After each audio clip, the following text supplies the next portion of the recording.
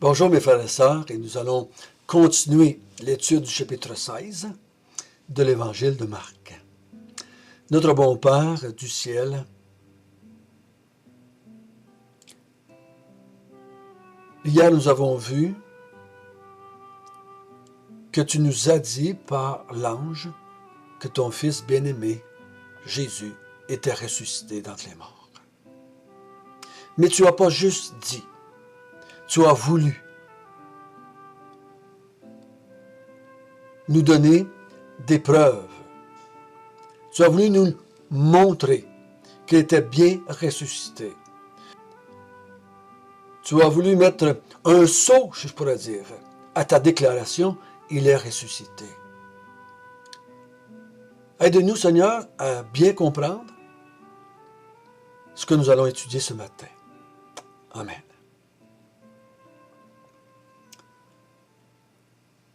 Je vais prendre une minute pour vous dire quelque chose à partir par rapport à ce qui s'en vient dans les versets.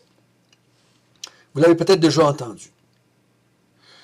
Beaucoup de théologiens disent que l'évangile de Marc s'est terminé au verset 8. Et que le verset 9 jusqu'à la fin est un ajout à l'évangile de Marc. Plusieurs théologiens très importants, très bien vus, très bien cotés, disent que c'est le cas. Je peux nommer par hasard Don Carson, John Piper. Je pense que John MacArthur aussi, je pense qu'il va dans cette direction-là. Je ne suis pas sûr, là, mais je pense que oui. Et que Marc 9 est un rajout. La tendance dans les vieux manuscrits, dans les premiers temps de la mise en place de la Bible, la tendance, ce n'était pas d'enlever des choses, des textes, mais c'était d'en ajouter. Donc, moi, je n'ai pas la connaissance, je n'ai pas les outils pour vous dire avec certitude, oui, c'est dedans, non, c'est pas dedans. Mais j'ai pris la liberté de dire, moi, je vais l'enseigner comme étant des vérités bibliques. S'ils ne sont pas dans ce texte-là, on pourrait facilement prendre toutes ces vérités-là et les mettre dans les autres évangiles. Je crois que si ça a été rajouté à Marc, l'auteur a pris des vérités dans les autres évangiles, puis a mis une conclusion à l'évangile de Marc, parce qu'il semble qu'il ne voulait pas que ça finisse comme, bon, les premiers témoins n'ont pas parlé, ils n'ont pas révélé, n'ont pas prêché la bonne nouvelle comme l'ange avait annoncé. Et c'est peut-être pour ça que l'auteur a ajouté, le scribe qui a fait la copie, ajouté à ça. Bon. Moi, je vais l'enseigner comme étant partie intégrale de vérité biblique. Je ne vais pas ajouter plus que ça. Si vous êtes intéressé par cela, allez lire des commentaires sur des théologiens qui ont la connaissance du grec, connaissance des manuscrits, et qui vont prendre les décisions là. Puis, comme je vous l'ai dit, je ne crois pas, ce qui est écrit là, parce que c'est du verset 9 jusqu'au verset 20, va contre aucun verset biblique, mais confirme les versets bibliques ailleurs. Bon. Donc, ceci dit, j'enseigne le chapitre 16, verset 9. Nous avons vu au chapitre 15 qu'il y avait 3 femmes qui ont été témoins de la mort de Jésus. Marie Magdala, Marie mère de Jacques et Salomé. Ces 3 femmes ont été témoins de sa mort. Ils n'étaient pas loin quand il était sur la croix. Ils l'ont vu mourir sur la croix. Ils l'ont entendu crier sur la croix. Ils l'ont vu être descendu par Joseph d'Arimathée et les autres qui étaient avec lui probablement. Ils l'ont vu mettre dans le tombeau. C'était le sabbat. le lendemain, ou à 6 heures ce soir-là. Et là, ils se retirent chez eux. C'est le sabbat, ils restent chez eux, comme c'est la coutume. Et le dimanche matin, très tôt, le premier jour de la semaine, ils vont au sépulcre. Et là, on a vu hier que, en arrivant au sépulcre, ils voient le sépulcre ouvert. Ils entrent dans le sépulcre et un ange de la part de Dieu leur déclare « Jésus est ressuscité. Regardez, le tombeau est vide. » Et on a terminé en disant « Les 3 femmes partent. » Et par peur, par crainte, par effroi, par trouble, ils ne disent à personne ce que l'ange a dit. Je ne sais pas combien de temps s'écoule, minutes, heures, mais on voit à partir du verset 9 que Jésus va apparaître à une de ces 3 femmes-là, Marie Magdala. Et là, on va lire ensemble, verset 9 jusqu'au verset 14. Jésus étant ressuscité le matin du premier jour de la semaine, apparut d'abord à Marie de Magdala, de laquelle il avait chassé 7 démons. Elle alla en porter la bonne nouvelle à ceux qui avaient été avec lui et qui s'affligeaient et pleuraient. Quand ils entendirent qu'il vivait et qu'elle l'avait vu, ils ne le crurent point. Après cela, il apparut sous une autre forme à 2 d'entre eux qui étaient en chemin pour aller à la campagne.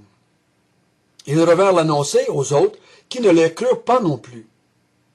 Enfin, il apparut aux 11 pendant qu'ils étaient à table et il leur reprocha leur incrédulité et la dureté de leur cœur, parce qu'ils n'avaient pas cru ceux qui l'avaient vu ressuscité.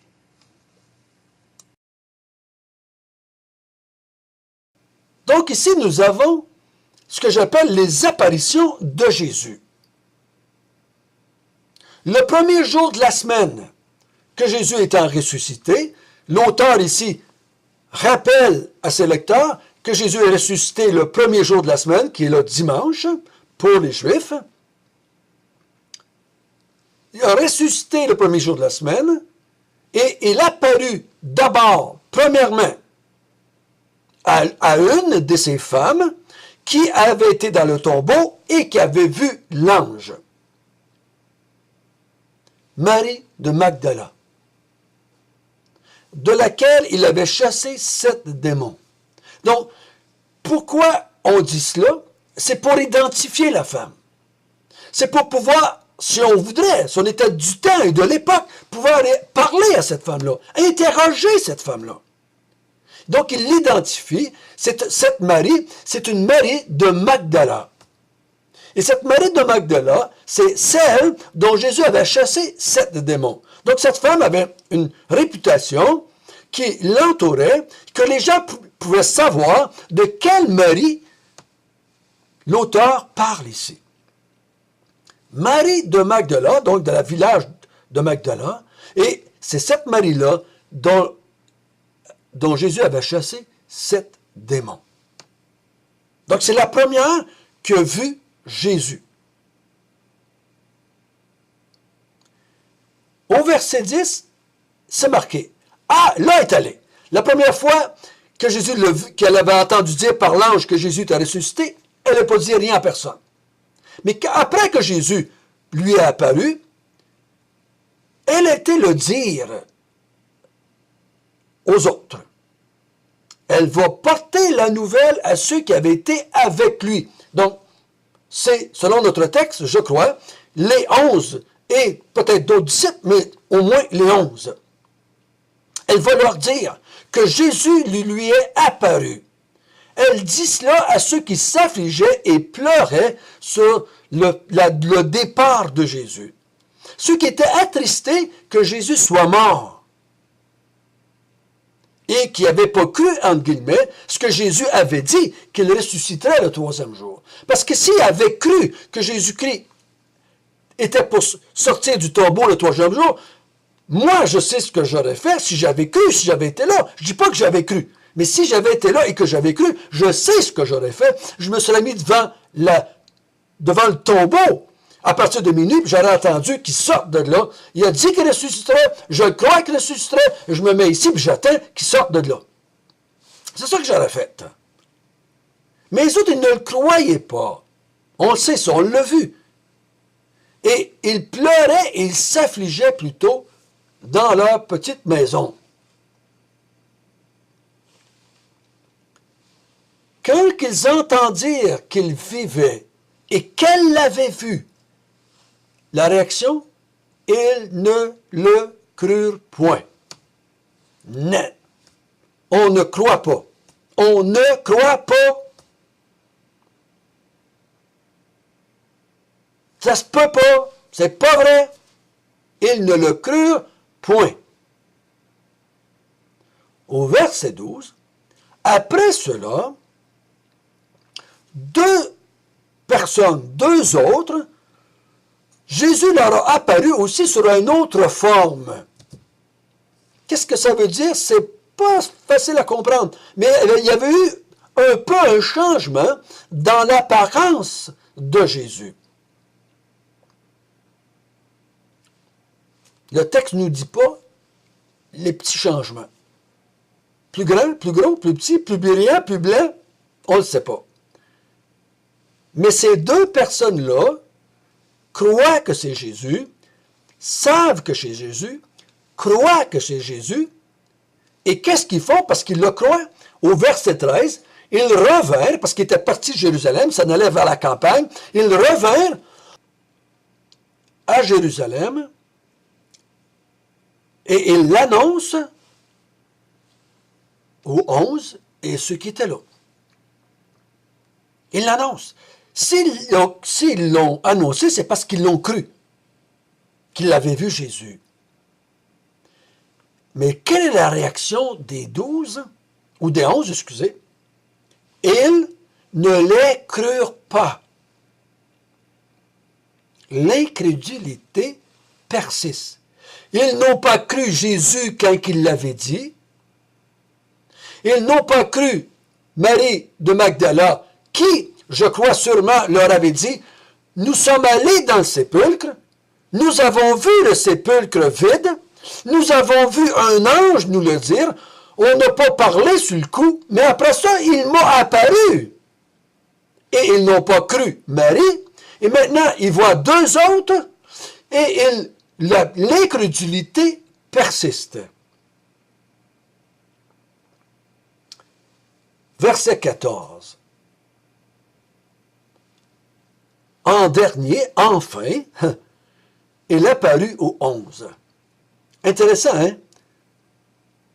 Je n'ai pas une grosse explication, là. Pourquoi il a commencé par la femme? Je crois personnellement qu'il y avait une logique parce que la femme avait été témoin de sa mort au chapitre 15. Donc, il y a une logique que c'est les femmes qui voient le tombeau vide et l'ange, et c'est la femme qui Jésus apparaît le premier, parce que je crois qu'il y a une logique là-dedans, et ça fait du bon sens que ce soit comme ça. Donc, s'il avait apparu à quelqu'un d'autre en premier, ou si l'ange avait parlé à quelqu'un d'autre, l'autre aurait pu dire, mais on ne l'a pas vu mourir, nous autres. On ne sait pas s'il est vraiment mort, nous autres. Mais là, c'est ceux qui l'ont vu mort, qui l'ont vu mettre en tombeau. C'est logique qu'il ait apparu eux autres en premier. Maintenant, il apparaît à des disciples d'Emmaüs, où là, ils ne sont pas nommés ici. Pourquoi eux avant que les disciples? Je n'ai pas de réponse à ça. Mais c'est ce que le texte me dit. Mais après avoir fait cela, Jésus apparaît aux 11, pendant qu'ils sont en train de manger. Et Jésus leur fait un reproche. Le reproche, c'est pas pauvre vous autres, je sais que c'était dur, puis je vous blâme pas, là. Non, il a fait un reproche. Il leur dit qu'ils ont péché. C'est ça que ça veut dire.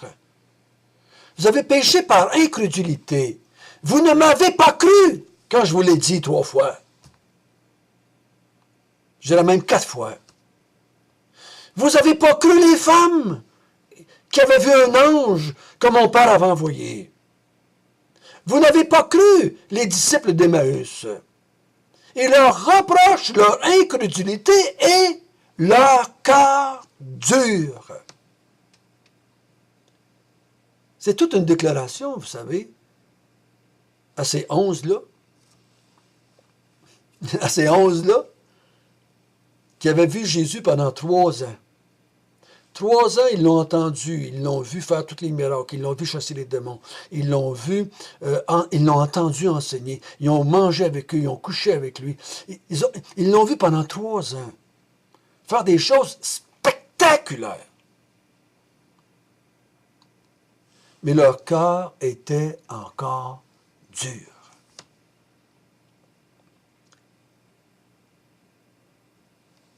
Vous savez, ça me montre que l'être humain a besoin d'aide. L'être humain a besoin d'une intervention divine pour pouvoir croire. Pour pouvoir croire. Il a besoin d'une intervention divine. Il a besoin d'un ange qui apparaît. Il a besoin d'apparition, si je peux dire même. Il a besoin que Jésus vienne et qu'il dise, comme il a dit ailleurs, « Touche-moi, Thomas, et cesse d'être incrédule, mais crois. » Ça prend une intervention de Dieu pour que l'être humain puisse croire.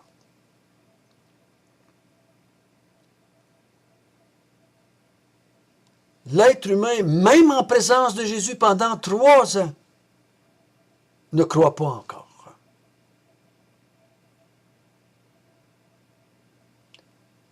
Mais il faut que l'Esprit de Dieu vienne pour que les hommes puissent croire. Il faut que l'Esprit de Dieu puisse les convaincre. C'est pour ça que Jésus va intervenir ici. C'est lui le premier consolateur. Il intervient à plusieurs reprises. On le voit, il va souffler sur eux afin qu'ils comprennent. Le premier souffle de Jésus sur ces disciples-là pour qu'ils comprennent. Les disciples d'Emmaüs pour qu'ils comprennent. C'est le même job que Jésus fait comme premier consolateur que le deuxième consolateur va faire sur tous les croyants de tous les temps. Le Saint-Esprit va venir dans le cœur de tous les hommes et les femmes pour faire le même souffle, si je peux dire ainsi, que Jésus a fait sur ses disciples pour qu'ils comprennent et qu'ils croient finalement. Pour que moi, je puisse arrêter d'avoir le cœur dur. C'est le deuxième consolateur qui vient pour qu'il me rende capable de croire. Donc Jésus reproche à ces 11 d'avoir été incrédules, de ne pas avoir cru.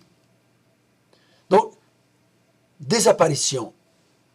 Une femme, 2 disciples, 11 apôtres. Donc ça fait tout de suite 11 plus 2, 13 plus 1, 14. Au moins 14 personnes ici dans notre texte ont vu Jésus. Ont parlé avec Jésus. On sait ailleurs que Marie a touché Jésus. Les disciples d'Emmaüs ont mangé avec Jésus.